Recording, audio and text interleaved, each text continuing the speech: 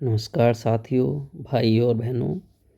मैं आज फिर अपने प्यारे बच्चों के लिए एक कहानी लेके आया हूँ।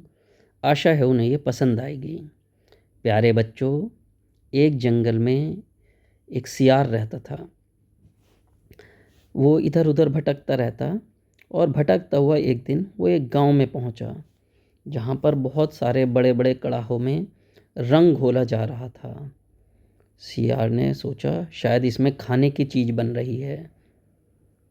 जैसे ही वो एक बड़े कड़ाहे के ऊपर चढ़ा, वो उसमें गिर गया और उसका रंग उस सियार के ऊपर चढ़ गया। वो सियार घबराया और भागा भागा एक तालाब के पास पहुंचा। उसने देखा तो उसका रंग तो नीला हो चुका था। पहले तो वो परेशान हुआ, फिर उसने सोचा, अरे वाह, मेरा तो रंग ही बदल गया। अब मैं जाकर जंगल में सबको बताऊंगा कि मैं एक दैवीय सियार हूँ। वो ये सोचकर जंगल में गया और वहाँ पहुँचकर उस जब दूसरे सियार के पास गया तो सियार दूसरे उसे देखकर डरने लगे। उन्होंने सोचा पता नहीं ये कौन सा जानवर है। तो उस सियार ने बोला, अरे डरो मत, मैं देवदूत हूँ। मुझे भगवान ने भेजा है तुम लोगों का उद्धार करने के लिए। बाकी सियार और जानवर सोच में पड़ गए, लेकिन क्योंकि उन्होंने कभी कभी भी ऐसा नीला जानवर नहीं देखा था, उन्हें लगा शायद ये सच बोल रहा है। तो वो उसकी आवभगत करने लगे, उसकी हर बात मानने लगे, उसकी सेवा करने लगे। लेकिन उस जंगल में एक लोमड़ी भी रहती थी। वो बहुत चालाक थी। वो समझ गई ये सियार झूठ बोल रहा है और इसने कुछ न कुछ ऐसा करा है जिससे इसका रंग नीला हो गया है। एक दिन उसने देखा सियार जहाँ पर जिस चबूतरे पर बैठता था जंगल में पेड़ के पास, वहाँ पर थोड़ा सा पेड़ पर नीला रंग लगा हुआ है। तो वो समझ गई कि ये नीला रंग छूट सकता है। तो एक दिन वो सियार सारे जानवरों को बैठाकर एक सभा कर रहा था। तो लोमड़ी उसके पास आई।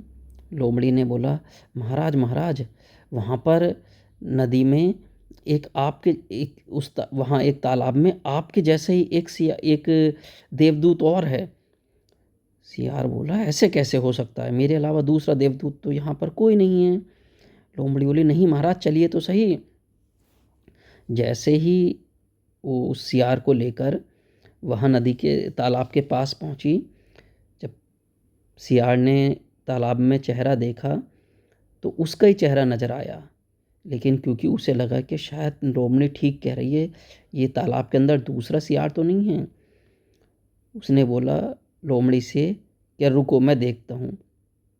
जैसे ही वो नीला सियार तालाब में थोड़ा आगे बढ़ा, उसका रंग छूटने लगा।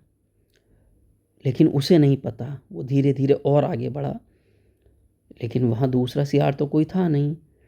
तो वो वापस उस तालाब से बाहर निकल आया, लेकिन अब उसका रंग छूट चुका था। सारे जानवर और सियार समझ गए ये तो वही सियार है जो हमारे बीच में रहता था। उन्होंने सबने उसकी बहुत पिटाई करी और फिर सियार ने अपनी गलती के लिए माफ़ी मांगी।